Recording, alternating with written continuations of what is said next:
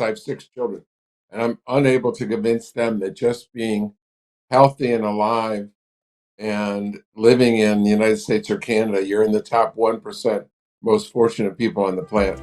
But they don't get it. Hello, I'm John Brink, and we are podcasting on the Brink from downtown Prince George, British Columbia. And for all those people watching us around the world, Prince George is in the center of British Columbia, Canada. It is on the west coast. It's an amazing province, big province actually. And most people know either Victoria or Vancouver. We are 500 miles north of Vancouver, or also 800 kilometers, which puts us physically in the center of British Columbia, north to south, east to west. And the temperature here, it's around zero, -2 maybe. For all those people watching us, and especially those from the warm countries, about 2 weeks ago it was about 42 -0. A little bit on the nippy side, but again, that's all part of winter. Today we have a special guest, John Hewitt, who is a entrepreneur extraordinaire, a leader in the community and franchising, an amazing guest with an amazing history. John, give us a bit of a background on yourself, where you were born, your training, your education, and then we get into the success that you have had in franchising and a number of other things. Well, since I'm 74 years old, I have a long history. But I was born while my dad was at Michigan State. Okay. And so I spent the first 4 years of my life in Lansing, Michigan. And then my family moved to upstate New York. Okay. And I went to high school in a suburb of Buffalo. And then I went to the University of Buffalo. While I Okay. was there, my dad tried to buy a franchise of H&R Block. And they said, well, we're going to put a company store there. Why don't you have your son take our tax course and see if he'd like to work for us? And I took the course. I loved it. Started working for H&R Block. I left. I left university to run 10 block offices, and 12 years later, I was running 250 H&R Block locations. And happy as a lark. That's what I wanted to be once I started working for them. And my dad interceded again. He was the CFO of a public company now, and he had bought one of the first Apple computers by mail. He liked it better than the mainframe that was running his public company. So he convinced me to leave Block, and he left his job. And in 1981, we built the first tax software for an Apple computer. No one wanted it, way ahead of its time. We got blessed and found a company in Virginia Beach called Mel Jackson Tax Service. He had died. We bought 6 offices from Mel Jackson's widow. We merged the 2 companies, changed the name to Jackson Hewitt, went public, and 15 years later sold it for $483 million. I Not had shabby. almost a $500 million. Went on later to become a $1 billion company, and today Jackson Hewitt has 6,000 locations in the United States, and they're the 23rd largest retail franchise chain in the country. So I had a non-compete for 3 years, but didn't cover Canada because Jackson Hewitt had never gone to Canada. Having grown up in Buffalo, I knew the Canadian tax system. I had done Canadian tax returns, and I knew how successful H&R Block was in Canada. So we opened Liberty Tax in Canada, and within 3 years became a top 100 retail chain. So now I built one of the top 100 retail chains in US and one of the top 100 in Canada. When my non-compete ended in 2000, came back to the United States, and now I had to compete against my own name, my own software, my own system, my own people. And yet, not only did we grow faster than Jackson Hewitt, we grew faster than them and H&R Block combined. We opened 4,000 offices in 12 years. Again, a public company, my second public company, again worth $500 million. And again, I sold my stock. And now they say third time's the charm. We've started loyalty brands, and loyalty brands, unlike Jackson Hewitt and Liberty, where I just had one brand, At Loyalty Brands, we have 8 different franchisors. So that's my 54-year career. Well, very impressive, John. So, you are an older fella. I'm a little bit older than you. I was born in 1940, so I'm approaching 84, and I'm 84 years young. I call it. I will be this year, and I've been in business as well here in Canada for about 60 years, and I was born in Holland in 1940, obviously, just before the Second World War. Things were a challenge then. It makes me appreciate how important it is to have peace and how fortunate we are living in North America, for one. And I speak about that a lot. Every time I fly around a lot, I have a lot of companies, and not quite in the same level as you are, but we're very active. And as I fly around, I sit usually by the window and I look outside. I said, it's paradise. It simply is paradise.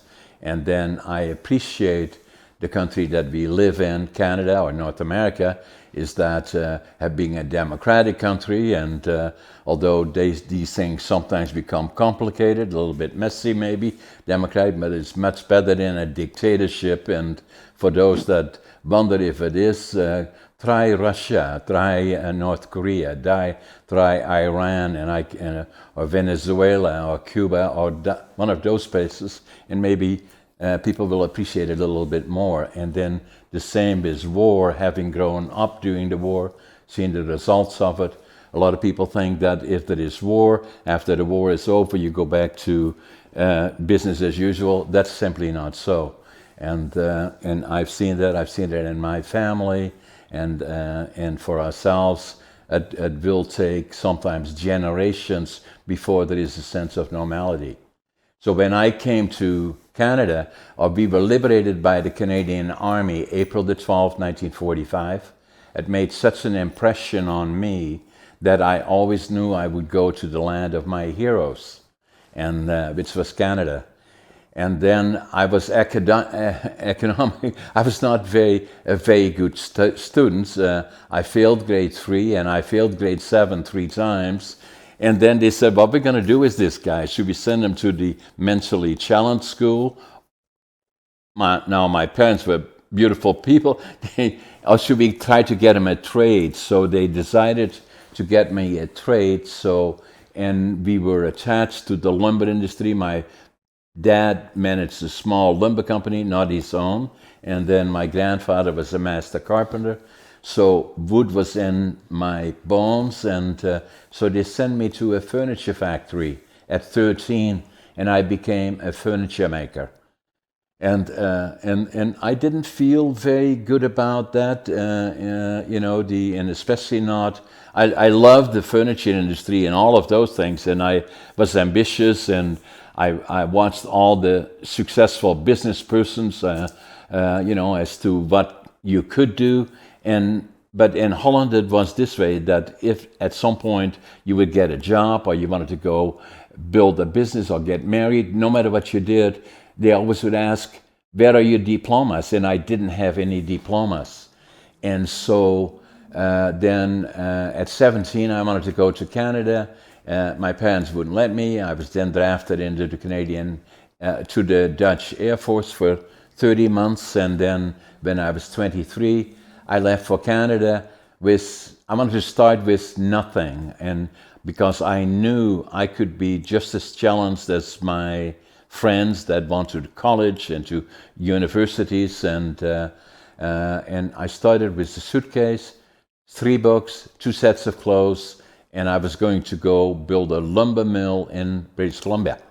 So at 23, I left Amsterdam, $150 in my suitcase, arrived here in July of 1965 in Vancouver, and went to the Canadian immigration department. And fortunately, there was a German fellow working there. I couldn't speak the language, didn't have a job, didn't know a soul. I could speak some German, and told him what I wanted to do. I wanted to build a mill.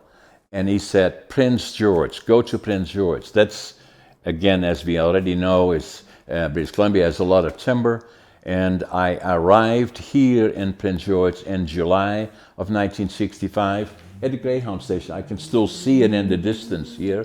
And I had my suitcase, my 3 books, and I counted my money at least 3 times. I had $25.47.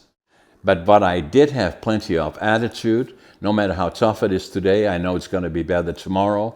I had passion. I will, no matter what I do, I give it 150%. And work ethic, I work harder than anybody, even now at 83 or 84 years old. I usually get up at 5:30 in the morning. I always think that I'm late, and then I work hard, 60, 70 hours a week, and the process starting out with my $25.47. Now, 50 years later, I did build my own lumber companies, and we have 8 or 10 different companies right now, and doing quite well on that part, but that's not what it's about. But, it took me up to January 1997 when I picked up a book in a store here, and the book's title was Driven to Distraction. And I just still don't know why I picked up the book, John. And the book was about ADHD. And I said, oh my God, that's me. And I wrote in the book in Dutch. Now I finally know who I am. And so... Yeah, they hadn't invented it when you were a child. Yeah. And I was born ADHD. And then, again, the war years were tough for us. We saw far too much that we should not have seen. My dad was drafted into the Dutch army, and the last time they heard from him when Rotterdam was bombed. And so my mom my son was pregnant with me then when it started in April of 1940. I had 1 sister and 1 brother, 2 years old. So during that period, I still remember now when I was even 3.5, 4 years old, hundreds of planes overhead when the Allied forces bombed Germany, and we lived in the northeastern part of Holland. And we would go in the evenings outside on a deck, not to watch the beautiful planes, but it was safer outside in the mind of my mother than inside. And in the distance, we could see, and particularly if you visualized northeastern Holland, you saw the cities burning like Bremen, Wilhelmshaven, Kiel, Hamburg. In the distance, the sky would be red. And then things got pretty rough, and especially in 1944-45, the hunger winter, we as kids would go out every day to the railroad yards with gunny sacks and pick up anything edible and burnable, and to stay warm and to have food. And that for me now is nearly 78 years ago. I can still feel the feeling of hunger and cold, and then the other part, anxiety of losing that only parent that we had, because everybody had the same issues and the same problems. So it took me to well into my 50th year that I got counseling on the inner child, and PTSD stayed with me as it always does. So that gives you just a little bit of a background about me, and but I've always been very interested in business and things around it, and I already did that in Holland. That anytime there were successful entrepreneurs, I wanted to understand how they made things click. And an interesting question would be if you would ask me, what 3 books did you take with you when you came from Holland? Well, the one book was Management by Drucker in Dutch, and the other one was Logical Thinking, and the other one was about Canada. And so the message that I usually give people in a general sense when I do, I'm usually very active on the speaking circuit, and obviously on podcasting and other opportunities where I have, how fortunate we are, and to live in a country like North America in peace, because war and dictatorship will change everything around you, and the not a good alternative and something that should be avoided. Yeah, So it gives you a bit of an I've been unable to even convince. I have 6 children, and I'm unable to convince them that just being healthy and alive and living in the United States or Canada, you're in the top 1% most fortunate people on the planet. But they don't get it. No, I know. So I can assure them, and probably that's what makes me fortunate in a way, with all the adversity of being there. I still remember, I saw what happened after the war, when my dad came back after it was liberated, but he was never the same again. And it never, the family, they did stay together, and my mom passed away when she was 83, my dad when he was 80, but he never could really communicate about it, and it changed them dramatically, and it left me with memories, even about the war years, with seeing hundreds of planes in the air, and the sound of that daytime, nighttime bombing is a sound that still stays with me today, and the feeling of hunger and anxiety of losing that parent, and all those things. I can look back on it and I remember it, and I don't wish this on anybody, but I call myself, in a sense, fortunate that I had that background, because it laid the foundation for I'm ready for anything that will happen from here on in. And I share this with young people in particular, saying that going from where I came from, where you came from, and being where we are today, it makes us stronger. If you had to go to the alternative, it would not be very good. Absolutely. What doesn't kill you makes you stronger. Yeah, And you're right. It's a blessing and a curse, but at least you always be grateful. absolutely. And then being in North America and Canada, to me, obviously, in particular, is that we are so lucky, and we are so fortunate. Now, the other thing that I noticed, that you're also an author, and for me, the a number of things that I'm a bit of a late bloomer. That I started writing books when I was about 5 years ago. And a lot of people said to me, with all the things that you should write a book about it, and saying, and as you well know, writing books is not easy. And so I started on a biography, and I started, stopped, and for about 20 years. And then I knew if I didn't start it, now at 83, 84, it will never happen. So I wrote this book, came out about 5 years ago. It's against all odds. And it's not about hurrah, how successful John is. That's not about that. It's about all the ups and downs along the way, and the good, the bad, and the ugly, because it got pretty difficult and pretty tough along the way. And so I did that.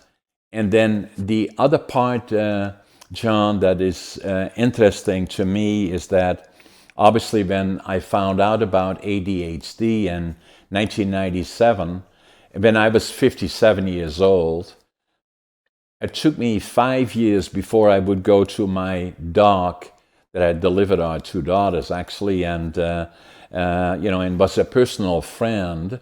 And my doc said, I came into his office and he said to me, "Hey, John, why are you here?"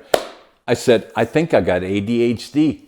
And so we kind of looked at that, and yeah, I do.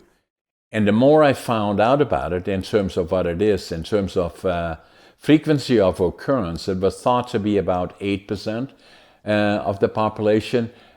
I believe it was probably 20%. And then Dr. Halliwell, who wrote the book Driven to Distraction, and wrote 17 other books, actually, and is an ADHD as well. He was on my podcast about 2 weeks ago, and it was an interesting discussion. And I just want to share this with you so that in our discussion, it was a very interesting one, especially since he changed my life really in 1997. He wrote a book in 1993. So we're talking about saying that I believe that the frequency of occurrence of ADHD is 20%. He said, no, John, it's probably 25%. And I agree with them. And then the other part, and that among successful entrepreneurs and CEOs, and the operative here is successful ones, the frequency of occurrence of ADHD, I believe, is at least 50%. He said, no, John, it's probably 75%.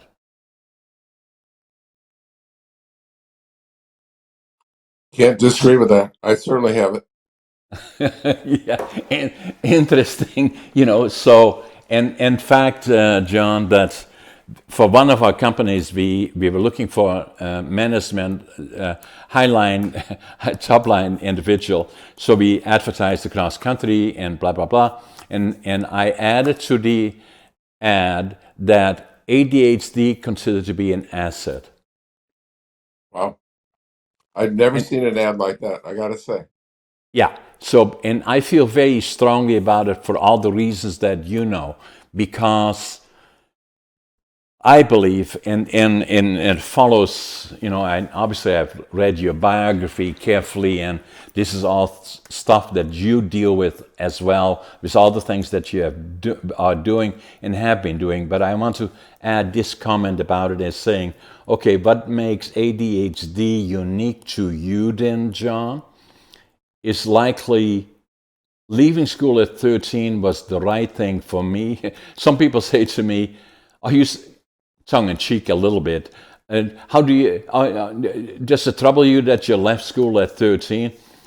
I say, yeah, it does, really. I should have left earlier, tongue in cheek. But the background of having worked with my hands and starting from that beginning and then acquiring the skill sets along the way has benefited me well. And I've been very active in the community. I'm very active in industry as an industry leader and all the other things. What is the benefit that I have is that rather than thinking in a box, I want to look outside of that box, and I do that all the time. I want to be a strategic thinker that thinks not so much about today, but 5 years from now, 10 years, 15, 20 years from now, as to what does it look like, where are the opportunities, and how do we get there. That's my specialty, and I'm good at that, so. And obviously, so are you. That's what made you who you are. Absolutely. Vision is an incredibly important part of huge success. So if I look at that, John, is that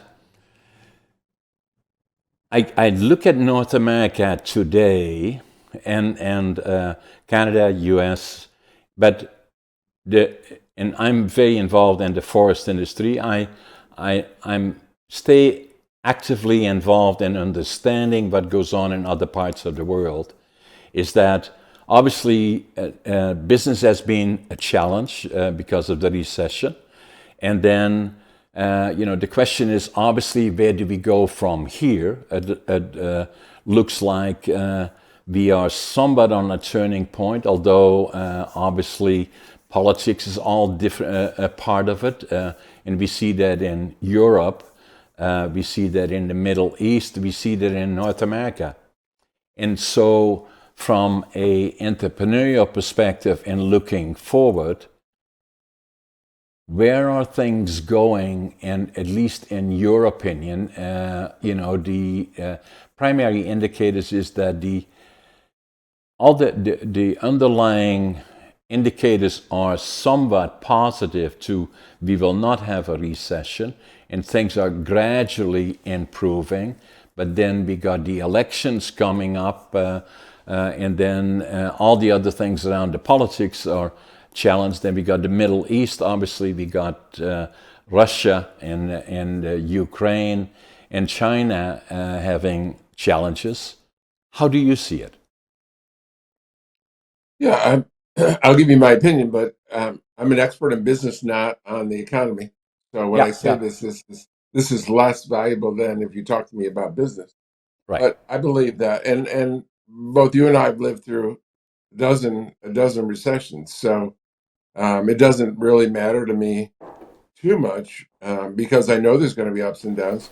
I know there's going to be recessions and good times. Actually, in I've prospered in recessions. Great companies gain more market share in recession than they do when times are good.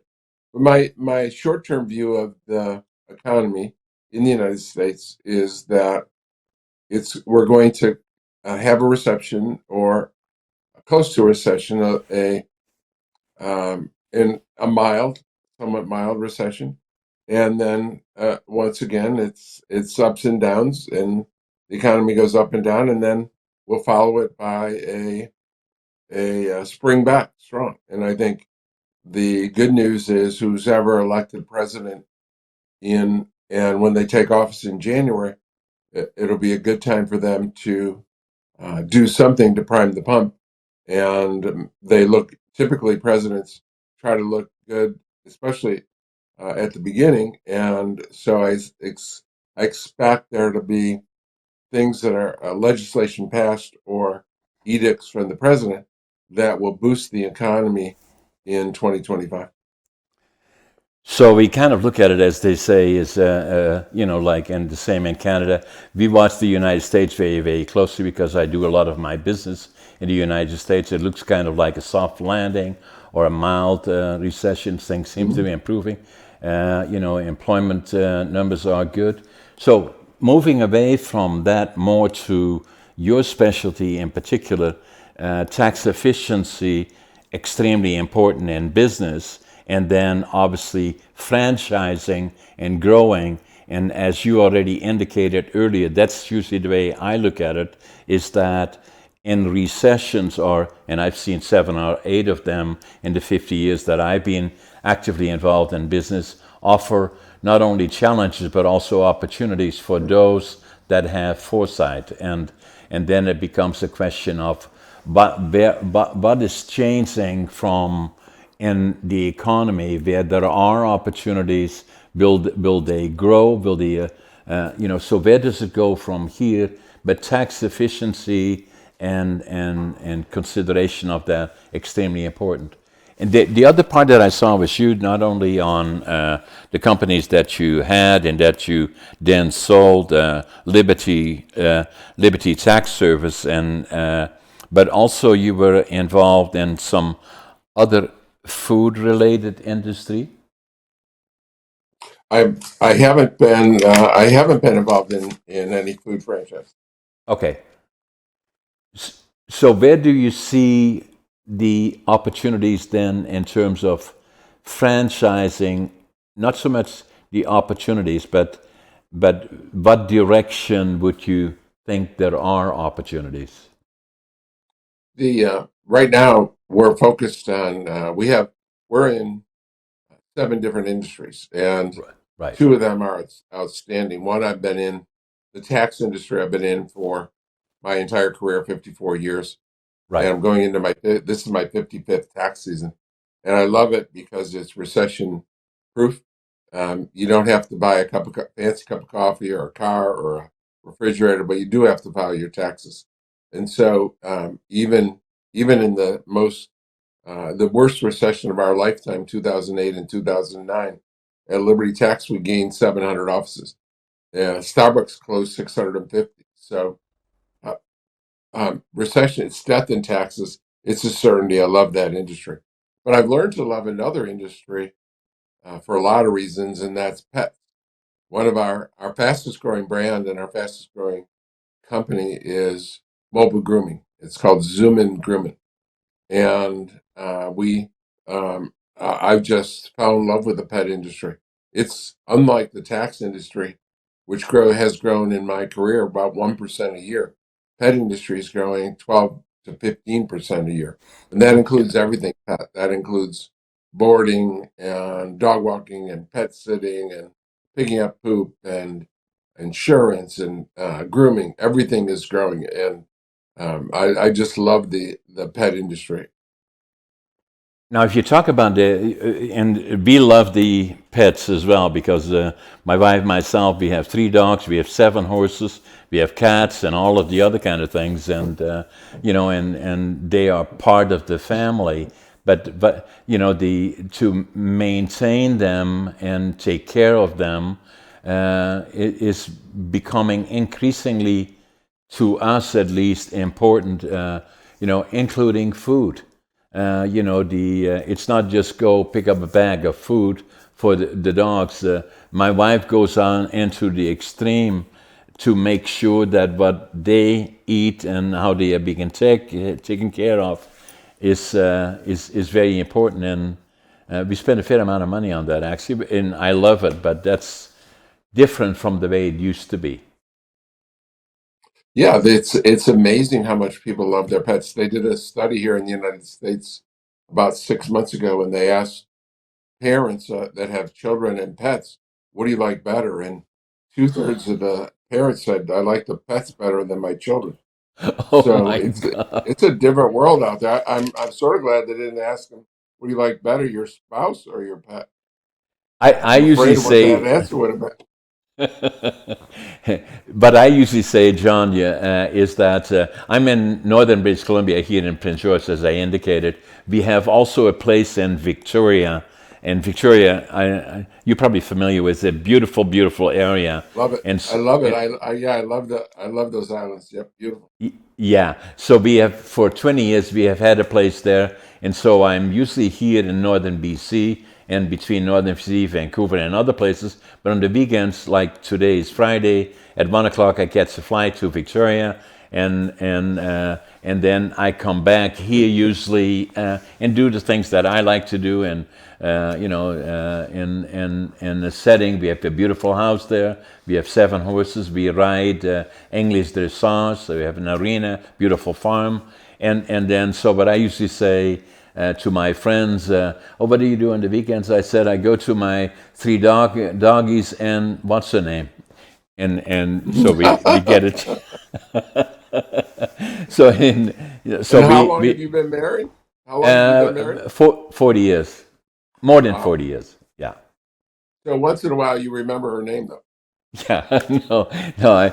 She's the best thing probably that ever happened to me. But yeah. So we love animals, and then she's very, very supportive of me in terms of my businesses and all the things that I do. And so just to go a bit further about businesses. So in my companies. We have between 8 and 10 different companies, and mainly in 3 silos. The one is lumber, the other silo is warehousing, distribution, and logistics, and the other silo is real estate, residential, commercial, and industrial. But always still, even now, looking at where do we go from here, and as you indicated, is that lumber is very much goes up and down, so it's a delicate industry to be involved in, especially now. And warehousing is more steady, and it takes a lot of investment to get the infrastructure in place, and then residential investment is very delicate as well. Industrial and commercial, somewhat more stable. So those are the silos that I'm mainly involved in, but always looking at opportunity and saying where do things go from here, right? And then what models should our business have by having the different areas in like in what you indicated is that you have 10 different areas or groupings or silos that you're actively in, and the pet one is an interesting one because I 100% agree with you. Not only that it has changed dramatically, but it still is going beyond that. And so those then, and I've got the name now that you gave it, but Zoom and Groom, right? Zoom in, Grimmin. And Grooming. And that's a franchising. Yes, that's a franchise. And so you would be selling the franchising model, Right. including locations and a number of other things at a fee on a fee basis. Yes. And with Zoom and Grumman, it's done by van. So you don't need a storefront. Okay, So we have interesting. vans that go and do the grooming at the homes of the owners. I like it. And so, and you do that mainly now in the United States, or is it? Only in so far, only in the United States. Where next week will be 30 months old, 2.5 years old. We'll have about 100 vans in 75 cities. So just for the people that are watching us, for to get a feel of this, that so the idea and the concept came to you in some form or fashion, and then you build a business model around it for the purposes of franchising, but it means, correct me if I'm wrong, that you acquire the skill sets by bringing in expertise, and then what you're really doing is showing people how can they be successful, and that means including what the van should be look like and what the business model should be looking like in very much detail, because most people would, you don't want, or the other people don't, they like to get a model that works and that is predictable to a certain extent, and you provide them that in the franchise. Exactly. We answer every question. We give them the system of doing business. Correct. So and it's best in, and my job is to make it best in the industry. And I've been Yeah. doing that for 54 years. So we're Right. going to give you the best system of mobile grooming in the industry. And your job is to follow that system. Yeah. And that includes the model of the van and all the other Yep. details around the, and all of that, right? Yeah. And we go right down all the way. We don't just give them the model. We say, here's the vendor that's going to produce the van for you. That's going Okay, to that upfit the and van because yeah, we have to take the van and including the upfit it, color and the put in names. all the grooming materials because they're actually doing the grooming in the van. Yeah, So the van comes to you ready made by our vendors. yeah, interesting. So now that again is a business model that will be is already successful. So from there on in, you're going to expand it further in the United States, potentially in Canada, and then potentially elsewhere, I presume. Exactly. Yeah, there are much of Europe and Canada and U.S. of course are pet lovers. So Yeah, I'm not sure how much further it can go than that, but certainly throughout our first step is United States and Canada. Second step, Europe. yeah, amazing. So for again people watching us in our conversation, what kind of advice you give to, but I do a lot of times, let me share another one with you, is that the ADHD has played a large role in my life, and especially since I was diagnosed, and when I was from the time that I was 13 and started to become a laborer. I'm proud of that today. Till I was 57, I had no idea. So for 45 years, virtually, I kind of struggled with that.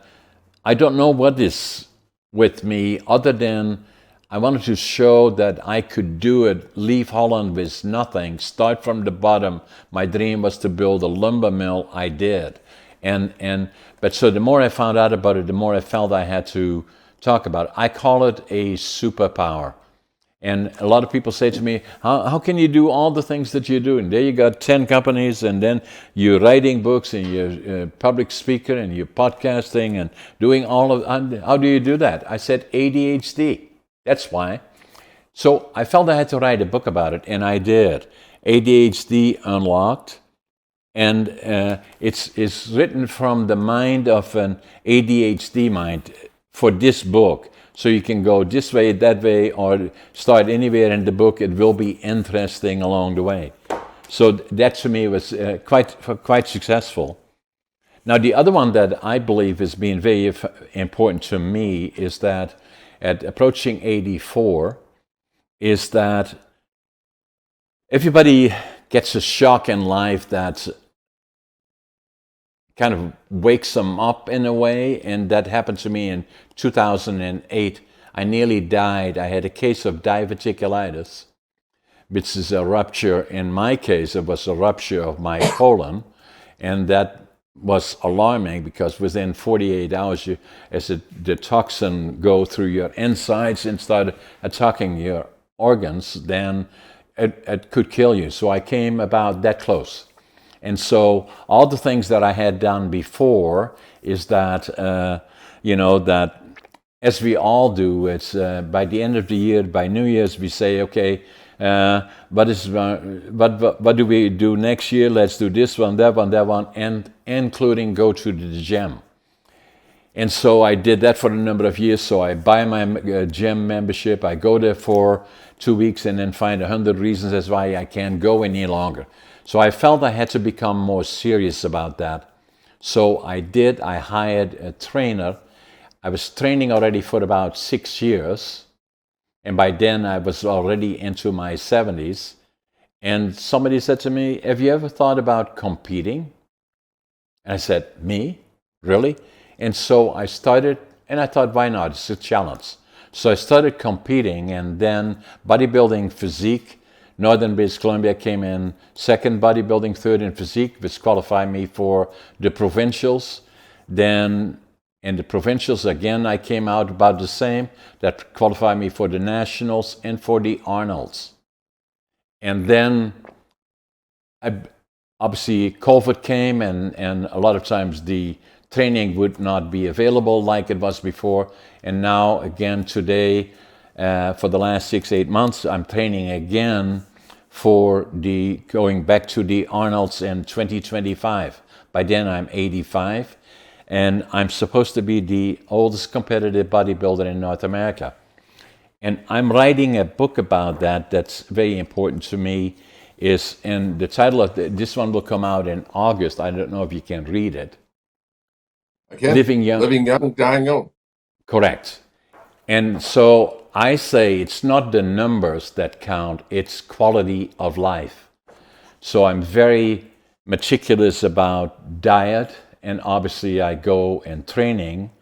And the reason that I go to training is not so much the competing part of it, but it gets me to the gym, which I do. And then both my wife is vegan.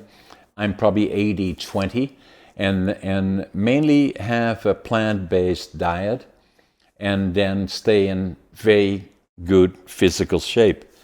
And it gives me the energy and the ability to do all the things that I do. But at the end of the day, all the money in the world doesn't make much difference. If you don't have the quality of life, then that will change everything for you. I know many people that are in the 40s or in the 50s, and obviously they are not doing well. But I always say your body that you have been given by nature is very forgiving, but only up to a certain point. And then unless you treat it with care and understand what it is, then as you reach 45, 50, then things will go wrong. And otherwise, I saw a study that had been done by a number of doctors and accumulated by one doc, and of the 100,000 biopsies that had been done, not a single one of them died of old age. And so my plan is to stay fit, healthy, and live till I'm 120.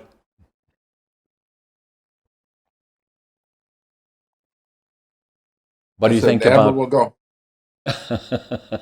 So, so what I'm simply saying, John, in all the things that I do, in all the businesses, and all the other things around it, all of that is fun, and I do it with enjoyment. And still, we want to grow our business and expand them and do all those other things. But unless I have quality of life and am healthy and being able to do all the things that I like to do, ride horses and still be active and going to the gym. That at the end of the day is the most important part. The other part that's important for me is giving back to the community, being involved and with young people in particular, and then interacting with successful entrepreneurs like yourself, and other people that I know around North America. That's admirable go. I'm wholeheartedly on the giving back train. I think always, it is very, very important, and that's what and I do a lot of presenting to people, in young age, middle age, that go to universities or colleges, and saying that is one of the most important things. Understand your community, get involved in communities, and give back. It doesn't have to be large amounts of money, but more being part of it is something that when I grew up in Holland, that was very much what we did, and that's just part of my personal culture. Awesome. So, any thoughts that you have going forward in of our discussions? I'm where you are. People ask me, what about retiring? Why do you keep going? I made a lot of money, and I founded a $1 billion company. I'm one of only 1,000 people in North America who have founded a $1 billion company, and sold two companies for $500 million each. And so people say, well, why do you work? And I said, because I don't know what I would do. I don't Yeah, know anything as much. I don't know anything as much fun as changing people's lives. And just as you are with your books and your podcast, we're on the same wavelength of to whom much given is much is expected. And when people like yourself or I go and retire, I'm at the pinnacle of my career and the pinnacle of my knowledge, and the I can mentor and help tens, hundreds and thousands of people, or I could go sit on a beach somewhere. And I think just a shame to waste all my blessings and not to give back and help people. yeah, and if I did that, and they asked me the same, so like I'm successful financially, obviously, I have a number of companies, and money is not an issue, but I enjoy it. And if I mention, and my wife, anytime that discussion comes up and sees it out, you say, please don't let them retire, because I don't want them around me all day, because I'm a go-go guy. I'm ADHD. So, and I love it, and I love giving back, and I'm very much interested. And I take offense to sometimes when I watch the U.S. And I'm regularly watching CNN and all the other things, and I hear these guys, and saying that if you're 80, like Biden and the other guy, the other whatever they are, saying that if you're 80, you're done. You take his hand and you walk him to the grave, and I take offense to that, because at 83, 84, I challenge any of these 20, 30-year-olds. And it's not the age, that I don't care if you're 80, if you're 85, if you're 90. It's not the number. I know people that are 40 that are useless and don't have no memories. Fortunately, because of with me ADHD, I have a very, very good memory. Have always had a good memory.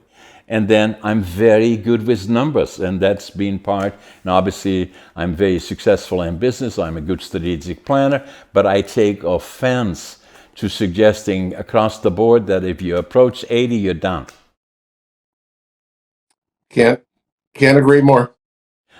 So that's what I say about it. So so I'm hoping to get one of those guys on my podcast so that at least, and not yelling and screaming, I don't do that, but at least voicing my opinion about it, that that the most valuable asset that I have, and I believe you have, is experience. Experience meaning having gone through all the ups and downs, falling down, standing up, never giving up. And the foundation for my life is still today attitude. I will avoid negative, and I will swear tomorrow is a better day and going forward. Passion, I will give it 150%, and work ethic, I still, even now, work harder than anybody, and I intend to continue that, and taking care of my body, and mentally, physically, and diet, to me, is very important. Can't agree more. John, it was a pleasure. Any closing remarks that you like to make in terms of? Nope. I'm content. Now, share one more thing with me before we go. Sure. Is that I've been around a long time, obviously. I used to be, already for quite a while, I used to blog to a certain extent. And then, before the COVID days, I was involved in the local television station line, and did a form of podcasting. And then, obviously, COVID came, and that all changed, and said, what do we do now? Now, I had a beautiful apartment here that I had bought as an investment, and we talked about it, and say, maybe we should build our own studio and then go more actively involved in podcasting. So we did that about 2.5 years ago, 3 years ago, or after the podcast, or after COVID, or during COVID, actually. And then joined in with Podmatch. And so there we are sitting here, talking to you from the area that, I forgot now where you're located again, in Virginia Beach. Oh, Virginia Beach. And so just today we had 100 miles away. under my husband. And then yesterday we had, sorry about the sirens here. So then yesterday we had a fella from Greece, Athens, Greece. We had somebody from Peru, an amazing individual from Peru, a young lady, and we just releasing that podcast when, guys, this morning? It will be released, the podcast before you. I suggest respectfully, watch that. She has a voice. She plays harp, and an amazing podcast from Peru.